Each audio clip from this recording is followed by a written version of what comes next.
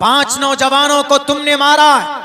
मस्जिद के नाम पर गोलियां मारी गई है, पुलिस के बंदूक से गोली निकली, 5 नौजवान शहीद कर दिए गए। 2 दिन पहले की बात है, संभल जिला संभल उत्तर प्रदेश के अंदर हसास इलाका, वहां पर पुलिस की बड़ी फोर्स बड़ी तादाद में पहुंचकर और वहां पर गोली चलाते। क्या मतलब है आर्टिकल 21 का, जिसके अंदर कहा गया protection of our life and personal liberty, हमारी जान की रक्षा करना पुलिस वालों तुम्हारा अधिकार है, तुम्हारी जिम्मेदारी। अगर मेरी उंगली कटती है तो कानूनी एतबार पर तुम मुजरिम होते हो, तुमसे सवाल होगा कि हमको क्यों चोट पहुंची। लेकिन तुम ही भक्षक बन गए, तुम ही राक्षस बन गए। उन मासूम 5 बच्चों की क्या गलती थी? उन्होंने पत्थर मारा तो पकड़कर जेल में डालो। किसी को खामखा गोलियां चलाकर उनके परिवार को तुमने जख्मी किया। उनके परिवार, किसी की बेटे की बुढ़ापे की उम्र में किसी की बाप को, उसके बेटे की लाश को उसके कंधे पर डाला है तुमने। कभी सुख और चैन से नहीं। कोर्ट में पहुंचते वकील साहब और जज साहब ऑर्डर भी दे देते कि जाइए सर्वे कीजिए। 1-1.5 घंटे के अंदर सर्वे टीम भी पहुंच जाती और मस्जिद की छानबीन शुरू करने की कोशिश करते। अरे अगर इतनी फुर्ती रेपिस्ट को पकड़ने में लगाते, इतनी फुर्ती अदानी के करप्शन को पकड़ने में लगाते और इतनी जल्दबाजी कठवा के अंदर आसिफा की रेप करने वालों के रेपिस्ट को सजा दिलाने में लगाते, तो शायद आज भारत का नक्शा कुछ और होता। 2 साल से मणिपुर जल रहा, उस पर कोई काम नहीं होगा, उस पर कोई सर्वे टीम तैयार नहीं करोगे। हमारी मस्जिदें हैं, बस ये मस्जिद तो किसी मंदिर को तोड़कर बनाया गया। 500 साल क्या हुआ नहीं हुआ, उसको अभी सुधार सकते हैं? नहीं सुधार सकते। अभी जो ठीक है उसको ठीक रखो और जो गलत है उसको गलत करो, तभी ये देश भी तरक्की करेगा और अमन सुकून का माहौल बरकरार रहे। बल्कि शाही मस्जिद को शक की निगाह से देखने वालों, मेरा ये पैगाम तुम्हारे कानों तक जाए तो जान लेना कि इस्लाम में गसब की हुई जमीन पर मस्जिद बनाना जायज नहीं है किसी भी कीमत पर। तो जिन्होंने अगर उस वक्त के बाबर बादशाह 1529 में अगर उन्होंने मंदिर तोड़कर मस्जिद बनाई, तो क्या बाबर बादशाह जाहिल था? क्या उसके साथ उनके गाइडर नहीं थे? सब थे। लेकिन कभी भी किसी मस्जिद को गसब की हुई जमीन पर उसकी बुनियाद नहीं डाली जा सकती है, वो जायज नहीं है। इस्लाम पहले ही नाजायज करार देता है। सबूत पेश कर दो, लेकर जाओ, बल्कि हम तोड़ेंगे, एक एक ईंट उखाड़ कर हम फेंकेंगे अगर तुम ये साबित कर दो कि शाही मस्जिद किसी मंदिर को गसब की हुई जमीन पर बनाई गई। क्योंकि इस्लाम में गसब की हुई मगसूब जमीन पर मस्जिद तामीर करना जायज नहीं, हराम है, परमिशन नहीं। क्या आज ये उम्मत मुस्लिमा को गाजर मूली के तरह काटा जा रहा है। मस्जिदों की कोई अहमियत और हैसियत नहीं रही, इसलिए हमारी 300-300, 400 पुरानी मस्जिदों के ऊपर यलगार हो रहा। आपने देखा होगा शायद अभी उत्तर प्रदेश में संभल में 1529 में वो मस्जिद बनाई गई थी। आज सन 2024 है, 1529 सन 2024, तकरीबन 500 साल का मुद्दत गुजर चुका। उस मस्जिद को बनाए हुए किसी बादशाह ने बनाया, लेकिन 2 बहरूपिया खड़ा हुआ, 2 वकील, और वो पिटीशन दाखिल करता, कहता है कि इस मस्जिद को बाबरनामे में लिखा हुआ, बाबरनामे में लिखा हुआ है, अकबरनामे में लिखा हुआ है कि इस मस्जिद को मंदिर तोड़कर बनाया गया है, इसीलिए हम इस मस्जिद की सर्वे करना चाहते हैं। जाहिल अनपढ़ आदमी, तुम्हें नहीं मालूम कि भारत के अंदर 1991 में जो एक्ट बना है, कि 15 अगस्त 1947 तक जो मस्जिद है वो मस्जिद रहेगी, जो मंदिर है वो मंदिर रहेगा। प्लेस ऑफ वर्शिप एक्ट कहा जाता है इसको। इसका मतलब यही होता है कि आजादी के बाद 15 अगस्त के बाद से किसी मस्जिद की कैरेक्टर के ऊपर कोई उंगली नहीं उठाएगा।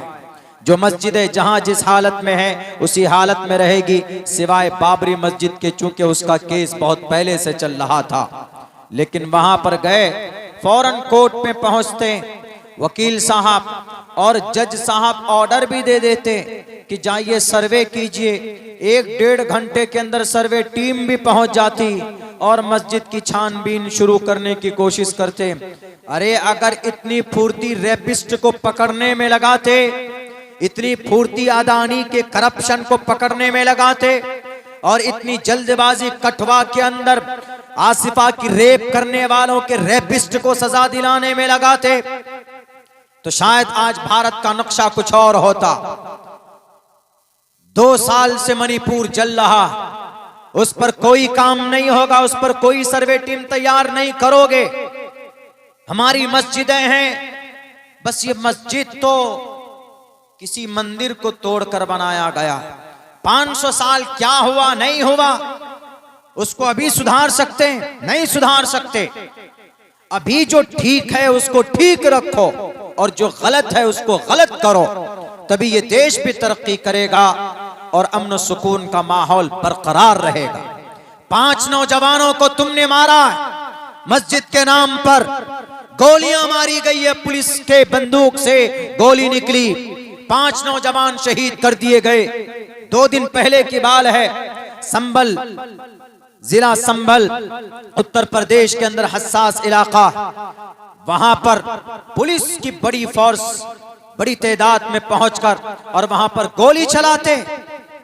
क्या मतलब है आर्टिकल 21 का, जिसके अंदर कहा गया protection of our life and personal liberty, हमारी जान की रक्षा करना पुलिस वालों तुम्हारा अधिकार है, तुम्हारी जिम्मेदारी। अगर मेरी उंगली कटती है तो कानूनी एतबार पर तुम मुजरिम होते हो, तुमसे सवाल होगा कि हमको क्यों चोट पहुंची। लेकिन तुम ही भक्षक बन गए, तुम ही राक्षस बन गए। उन मासूम 5 बच्चों की क्या गलती थी? उन्होंने पत्थर मारा, पत्थर मारा तो पकड़कर जेल में डालो। किसी को खामखा गोलियां चलाकर उनके परिवार को तुमने जख्मी किया। उनके परिवार, किसी की बेटे की बुढ़ापे की उम्र में किसी की बाप को, उसके बेटे की लाश को उसके कंधे पर डाला है तुमने। कभी सुख और चैन से नहीं रहोगे। भारत के अंदर आर्टिकल और संविधान है, कानून है, आईन है। भारत का कानून यह कहता है कि 15 अगस्त 1947 में जो मस्जिद है वो मस्जिद ही रहेगी।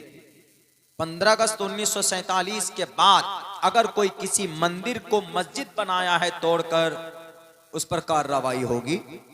वो तो अब से 500 साल पहले वो मस्जिद बनाई गई, शाही मस्जिद है संभल की। अभी देखिए एकदम बिल्कुल उग्र है वहां पर, वो पूरा संभल जल रहा। इसीलिए श्रीमद् भगवत गीता में कहा, अहिंसा सत्यम करोदस्तया का शांतिरपैशुनम दया भुलेश्वलो लूप्तवम हीर चापला। एक वक्ता थे रूम में, अभी उन्होंने कहा हमसे कि मैं कुछ सच्चाई पर, जैसे कुरान करीम की आयत है, या अय्युहल्लदीना आमनुत्तकुल्लाह व कूनू मास्सादिकीन, कि अल्लाह से डरो और अच्छे लोगों के साथ हो जाओ, नेक लोगों के, सच्चे लोगों के साथ हो जाओ। इस ताल्लुक से वैद में, यानी सच्चाई के ताल्लुक से, सच के ताल्लुक से वैद का कोई मंत्र दीजिए। मैंने उनको यही मंत्र लिख के दिया। मैंने कहा इसको पढ़िएगा, कुरान करीम की इस आयत का कुछ हिस्सा इस मंत्र का कुरान से मैच करता है। वो ये है, अहिंसा, जुल्म नहीं होना चाहिए, सत्यम, सच बोलना चाहिए, क्रोधस्तया का, गुस्से को कंट्रोल करना चाहिए। जब ये तीनों चीजें होंगी, शांति रपैशुनम, तो फिर शांति आती। श्रीमद् भगवत गीता का श्लोक, एक मंत्र है, बहरे कैफ। तो हमारी मस्जिदें हमारे नमाज जैसी अमल के मुंतजिर है। मस्जिदों को आबाद कीजिए, नमाज के ज़रिए से। मस्जिदों को आबाद कीजिए अजान के ज़रिए से। मस्जिदों को आबाद कीजिए कुरान करीम के दर्स से। मस्जिद को आबाद कीजिए दीनी बातें पैदा करके। मस्जिद को आबाद कीजिए उसमें ज़िक्र व अज़कार की महफिल सजाकर ज़िक्र कीजिए, कुरान की तिलावत कीजिए, वहाँ पर वक्त गुजारा कीजिए, एतकाफ की नीयत से बैठ जाइए। मस्जिद इबादत की जगह दुनिया के अंदर मैं समझता हूँ कि सबसे पुरसुकून अगर कोई जगह है तो हमारी मस्जिद है, अल्हम्दुलिल्लाह। लेकिन जनाब क्या बोलेंगे, इस उम्मत का जुर्म इतना बड़ा है, मैं बोलता हूँ तो मेरे खिलाफ लोग लेटर निकाल देते हैं कि मौलाना अब्दुल्ला गलत बोलता। इस पूरी दुनिया में सबसे बड़ी फजीलत वाली मस्जिद कौन सी? मस्जिद तो सारी यकसा हैं, लेकिन 3 मस्जिदें ऐसी है कि जिनकी फजीलत कुछ ऊपर कुछ नीचे है। सबसे बड़ी मस्जिद फजीलत वाली काबतुल्लाह बैतुल्लाह शरीफ है, उसके बाद मस्जिद नबवी है, उसके बाद बैतुल मक़दिस है।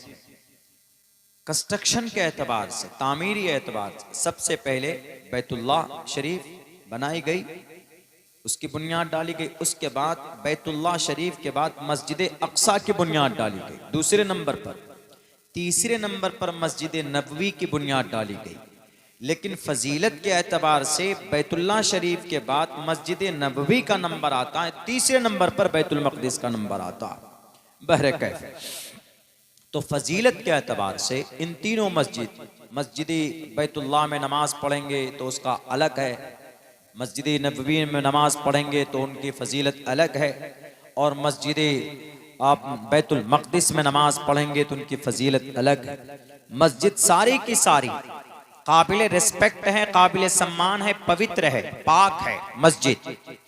लेकिन इन मस्जिदों को सबसे ज्यादा किनके नजर में खटकती? जब अल्लाह के नबी काबतुल्लाह मस्जिद बैतुल्लाह के शरीफ नमाज पढ़ने जाते तो कुफ्फारे मक्का आपको रोकते कि आप क्यों जा रहे नमाज पढ़ने के लिए, आपको नमाज पढ़ने नहीं देंगे, बल्कि आपके गले में कपड़े डालकर बल दिया करते थे, बल्कि आपको तकलीफ देते थे, आपके गर्दन पर ओजड़ी डाल देते थे। तो इसलिए अल्लाह ने कुरान करीम के अंदर यह आयत नाजिल फरमाई, वमन अज़लमु मिम्मन मनअ मसाजिदल्लाहि अन युज़करा फ़ीहा इस्मुहु व सआ फ़ी ख़राबिहा। जो लोग मस्जिदों को खराब करने की कोशिश करते हैं, जो लोग मस्जिदों में रब का नाम नहीं लेने देना चाहते, मस्जिद में रब का नाम लेने से मना करते कि तुम मस्जिद में नमाज नहीं पढ़ सकते, तुम मस्जिद में रब का नाम नहीं ले सकते, क्योंकि यह मस्जिद तो मंदिर तोड़कर बनाया गया। कयामत की सुबह तक बाबरी मस्जिद जो मंदिर तोड़कर बनाया गया तुम साबित नहीं कर सकते थे। जबरन क्या हुआ, दुनिया ने देखा, अब मस्जिद शाही है, संभल की मस्जिद है, इस मस्जिद में नमाज पढ़ने से रोका जा रहा। इस मस्जिद में अब सर्वे टीम बिठाया गया। कुछ दिनों पहले ज्ञानवापी मस्जिद के एक हिस्से में पूजा की परमिशन दे दी गई, यानी वहां पर पूजा, उसके तहखाने में पूजा होता है, यानी वहां पर बुत परस्ती होती है, और दूसरे हिस्से में नमाज होती। यानी हमारी मस्जिदों में अजान देने पर पाबंदी, हमारी कुछ मस्जिदों में नमाज पढ़ने पर पाबंदी। कुछ नहीं मिलता इनको तो बस मस्जिद टटोलो। कौन सी मस्जिद, कौन सी मंदिर को तोड़कर उसकी बुनियाद डाली गई है। सुन लो जालिमो, तुम कहोगे तब इस्लाम का अटल फैसला है, शरीयत का वाज़े फैसला, गसब की हुई जमीन पर मस्जिद नहीं बनाई जा सकती। मंदिर तोड़कर मस्जिद बनाना तो दूर की बात है। संभल की शाही मस्जिद को शक की निगाह से देखने वालों, मेरा यह पैगाम तुम्हारे कानों तक जाए तो जान लेना कि इस्लाम में गसब की हुई जमीन पर मस्जिद बनाना जायज नहीं है किसी भी कीमत पर। तो जिन्होंने अगर उस वक्त के बाबर बादशाह 1529 में अगर उन्होंने मंदिर तोड़कर मस्जिद बनाई तो क्या बाबर बादशाह जाहिल था? क्या उसके साथ उनके गाइडर नहीं थे, सब थे, लेकिन कभी भी किसी मस्जिद को गसब की हुई जमीन पर उसकी बुनियाद नहीं डाली जा सकती है, वो जायज नहीं है। इस्लाम पहले ही नाजायज करार देता है। सबूत पेश कर दो, लेकर जाओ, बल्कि हम तोड़ेंगे, एक एक ईंट उखाड़ कर हम फेंकेंगे अगर तुम ये साबित कर दो कि शाही मस्जिद किसी मंदिर को गसब की हुई जमीन पर बनाई गई, क्योंकि इस्लाम में गसब की हुई मगसूब जमीन पर मस्जिद तामीर करना जायज नहीं, हराम है, परमिशन नहीं। अल्लाह के नबी अलैहिस्सलाम जब मक्का से मदीना पहुंचे तो जब मस्जिद की बुनियाद रखनी थी तो दो बच्चे थे यतीम, मस्जिद की निशानदेही हुई जमीन की कि इस जमीन को यहां पर मस्जिद बनाई जाए। जब पता चला कि ये जमीन किसकी है, कहा कि दो एक यतीम बच्चे हैं उनकी है ये जमीन। तो उनके जो वारिस थे, उनके जो पेरेंट्स थे, उन्होंने कहा कि अल्लाह के नबी ये हमारे लिए खुशकिस्मती है कि हमारी इस जमीन पर हम मस्जिद बनाई जा रही है, हम ऐसे ही दान करते हैं। तो जनाब मोहम्मद रसूलुल्लाह ने कहा कि नहीं, तुम्हें इसकी कीमत लेनी पड़ेगी, हम फ्री दी हुई जमीन पर मस्जिद नहीं बना सकते। हजरत अबू बकर सिद्दीक ने उस जमीन की कीमत अदा की, तब जाकर मस्जिद नबवी की बुनियाद डाली गई। अगर बाबर बादशाह ने किसी मंदिर को तोड़कर मस्जिद बनाया तो सबूत पेश कर दो, और सबूत में अकबरनामा बाबरनामा नहीं चलेगा, कोई ऑथेंटिक किताब नहीं है, मजबूत कोई दलाइल पेश करो, इंशाअल्लाह भारत के मुसलमान उस मस्जिद को शहीद करके जमीन आपके हवाले करेंगे। लेकिन कंडीशन यह है कि पहले प्रूफ पेश करना होगा, पहले दलाइल की रोशनी में बात करनी होगी। मेरे भाइयों, हमारा इस्लाम तो पहले से ही मना करता है, इस्लाम में है ही नहीं कि नहीं किसी की जमीन पर अगर कोई, मिसाल के तौर पर गांव का मुखिया है, पंचायत का सबसे बड़ा मुखिया होता है हमारे बिहार में, अगर वो किसी की जमीन पर, किसी कल्लू बेचारा कमजोर है उसकी जमीन पर नाजायज कब्जा करके कहा करे जमीन दो मस्जिद में जबरन, वो खुश नहीं है, बेचारा खुश नहीं है, जमीन बना दी, जायज है? बिल्कुल जायज नहीं। जब जनाब मोहम्मद रसूलुल्लाह सल्लल्लाहु अलैहि वसल्लम ने फ्री में जमीन नहीं ली, दूसरी मर्तबा जब वसी होने की मस्जिद नबवी को कुशादा करना था, छोटी पड़ रही थी, तो उस वक्त हजरत उस्मान गनी रज़ी अल्लाह ताला ने वो जो बाकी और जो जमीनें खरीदी गई उसके पैसे उस्मान गनी रज़ी अल्लाह ताला ने दिए।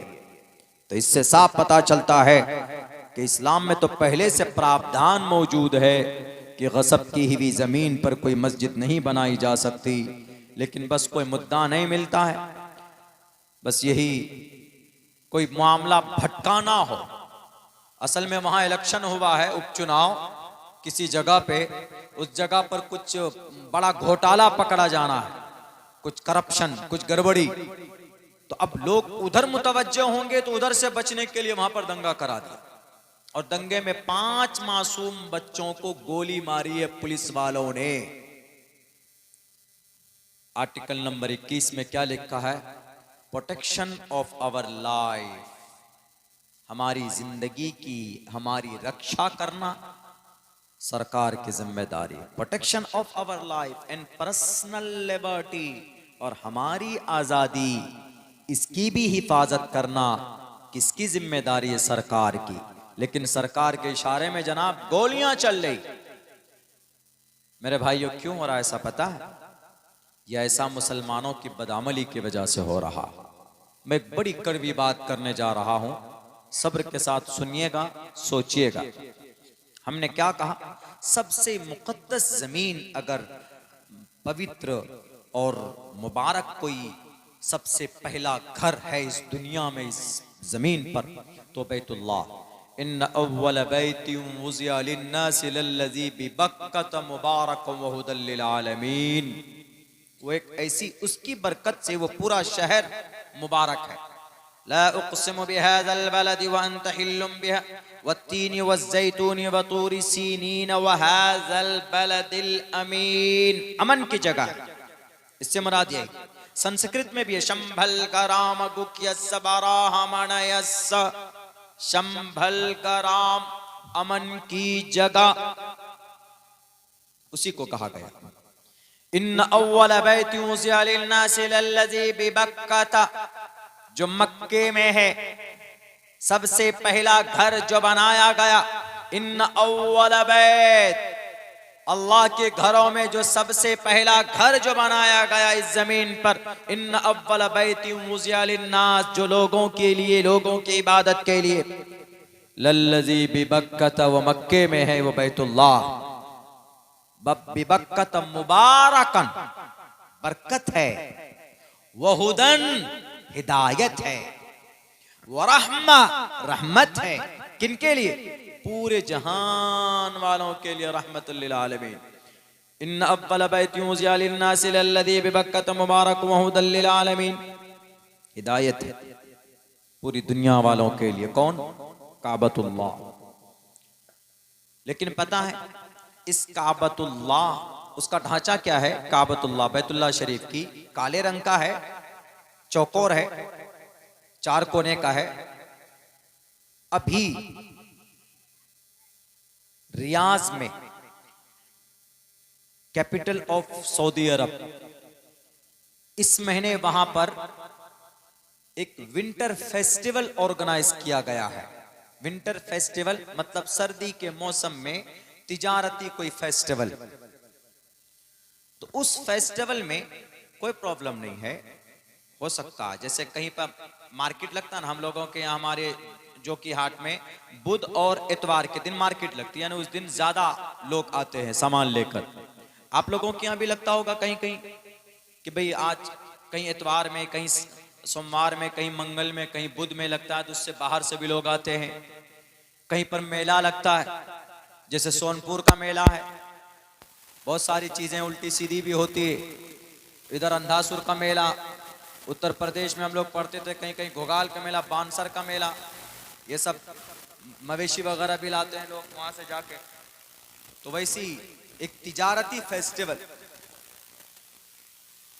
अच्छी बात है। आदमी अगर करता है तो कम्युनिकेशन बढ़ता। आपकी इस बस्ती में जलसा हुआ तो बहुत दूर से दुकान वाले भी आए, बहुत दूर से मुकर्रिर भी आए, और बहुत दूर से लोग जलसा सुनने भी आए। कम्युनिकेशन बढ़ा, आपके गांव को जाना लोगों ने, आपके किरदार को जाना, आपका अखलाक क्या वो भी जाना जाता है इसमें। जब आदमी कहीं बाहर से आता है तो इससे पता चलता, अरे यार हम फलां जगह गए थे, आदमी बहुत अच्छे थे, वहां के बड़े अखलाकमंद थे। ऐसा होता है कम्युनिकेशन, जब एक लोग दूसरे उसमें जाते। तो वहां पर भी हुआ, तो वहां पता है सबसे जो गलती हुई है, जो सबसे बड़ी जो शरीयत के खिलाफ काम हुआ है, मैं वो आप लोगों के सामने रखना चाहता हूं। मीडिया ने नहीं उछाला है इसको, लेकिन वो चीजें प्रिंट मीडिया में है, सोशल मीडिया में नहीं है, लेकिन प्रिंट मीडिया में है। वो क्या हुआ, तकरीबन 250 से कहीं ज्यादा सिंगर बुलाया, सिंगर, गाना गाने वाले, गाना गाने वाली, मर्द औरत दोनों, जिनको गुलकार, Gulkara, singer, musician, music. BBC ने यह कहा है कि दुनिया का सबसे बड़ा म्यूजिक त्योहार है ये, दुनिया का सबसे बड़ा गाने का त्योहार अभी चल रहा। जब उनसे पूछा गया वहां के जिम्मेदार से कि आप इस मुकद्दस जमीन पर, चूंकि सऊदी एक ऐसी जगह है जहां से हम लोगों का आस्था जुड़ा हुआ है, बैतुल्लाह वहां पर है, मस्जिद नबी वहां पर है, कुरान वहां नाजिल हुआ, सहाबा की तादाद वहां पर, अल्लाह के नबी वहां पैदा हुए, हमारा आस्था जुड़ा हुआ है। जो आदमी जितना बड़ा होता है उसकी जिम्मेदारी उतनी बढ़ जाती। आपके यहाँ जैसे कोई आलिम दीन है तो वो एक आम आदमी से उसकी रिस्पॉन्सिबिलिटी ज्यादा है।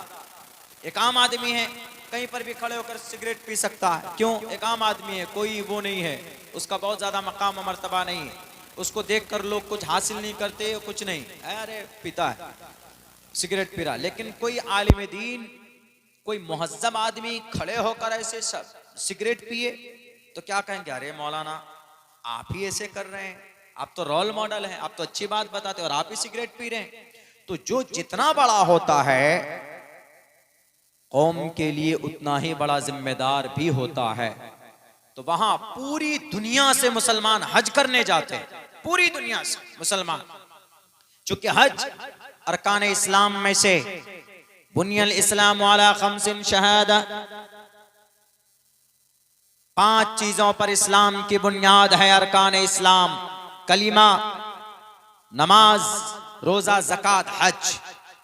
हज के लिए कहां जाते हैं? काबतुल्लाह हम लोग जाते। यहां से तो 4-5-6 लाख रुपए भी लगते, लेकिन एक हज एक प्रोसेस है, तो वहां से हमारा आस्था जुड़ा हुआ है। अगर वहां कोई काम खिलाफे शरीयत हो, वहां पर कोई काम ऐसा हो जो कुरान में नहीं है, वहां पर कोई काम ऐसा हो जो अहादीस में नहीं है, तो ये बड़े ताज्जुब की बात होगी फिर, क्या रे ऐसा कैसे हो गया। तो वहां पर पता है क्या हुआ, वहां पर और भी उस फेस्टिवल में, उस मेले में कपड़े की दुकान वाला आया, कोई डिजाइन वाला आया, कोई कुछ वाला आया, कोई मुजस्समा लेकर आया। मुजस्समा ईरान से भी लोग आए मुजस्समा लेकर, कुछ लोग स्टेचू लेकर आए, कुछ लोग साइंस लेकर आए, अलग अलग तरीके पर लोग लेकर आए। लेकिन जो सबसे बुरा काम हुआ वहां पर वो ये हुआ कि वहां पर गाना गाया गया और बरहना हालत में, नीम बरहना, जैसे लड़कियां सब, औरत फिल्मी हीरो हीरोइन सब बिकनी पहनकर, आधे कपड़े पहनकर डांस करती है, वो अपना हुनर दिखाती। नीम बरहना अदाकारों ने, लड़कियों ने, औरतों ने वहां पर गाने गाए। जब पूछा गया जिम्मेदार से, शरीयत के खिलाफ है, जब कुरान में है गाना हराम है, हराम है, हराम है। मिनन्नास मन यश्तरी लहवल हदीस लियुज़िल्ल अन सबीलिल्लाह बिगैर इल्म व यत्तखिदा हुज़वा। गाना है इससे मुराद, लहवल हदीस से मुराद हजरत अब्दुल्लाह इब्ने अब्बास और हजरत अब्दुल्लाह इब्ने मसूद फरमाते हैं लहवल हदीस से मुराद गाना है। जो आज जब कुरान में गाना बता दिया गया कि हराम है, सुनना, लिखना, बनाना, उसका गाना हराम है, नस्से कती है। जब गाना हराम था तो फिर वहां रियाज में, कैपिटल जो राजधानी है, वहां पर गाना क्यों गवाया गया, वो भी मर्द से कम, लेडीज से। नीम बरहाना यानी पूरा आधा बदन खुला हुआ, बिकनी और स्कर्ट पहनकर गाना गा रही थी। उन्होंने कहा कि हम सिर्फ अभी तेल से हमारी आमदनी है, हम आमदनी बढ़ाना चाहते। अरे अल्लाह के दुश्मन, तुम सोचो, तेल की बदौलत अल्लाह ने तुम्हें इतनी दौलत दी है और उसकी नाशुक्री करते हो। कुरान करीम के खिलाफ और शरीयत के खिलाफ तुमने गाना बजवाया और गाना गवाया। खिलाफ शरीयत काम होगा तो याद रखो, सुन लो, कोई भी हो, तुर्रम खां, अब्दुल्ला सालिम हो कि सऊदी या जजीरतुल अरब का कोई भी बादशाह हो, वो कुरान और हदीस से बढ़कर नहीं है। हमारे कुरान से बढ़कर नहीं है, हदीस से बढ़कर नहीं है। अगर अल्लाह नाराज हुआ तो तुम्हारे तेल के जो टैंक है और तेल जो जमीन से अल्लाह तुमको अता फरमाता है, ये कोई अब्बा के घर से नहीं निकालते तुम तेल, ये तेल अल्लाह देता है तुमको। और जब तुम उनकी नाशुक्री करोगे तो अल्लाह, जब किसी नियामत की नाशुक्री कोई बंदा करता है तो अल्लाह उसको छीन लेता है। और तेल का टैंक और तेल का गढ़ा सूखेगा। हो सकता है कि तुम्हारे अंदर कहीं कैद साली आ जाए और भूखमरी की जिंदगी तुम गुजर बसर करने पर मजबूर ना हो जाओ।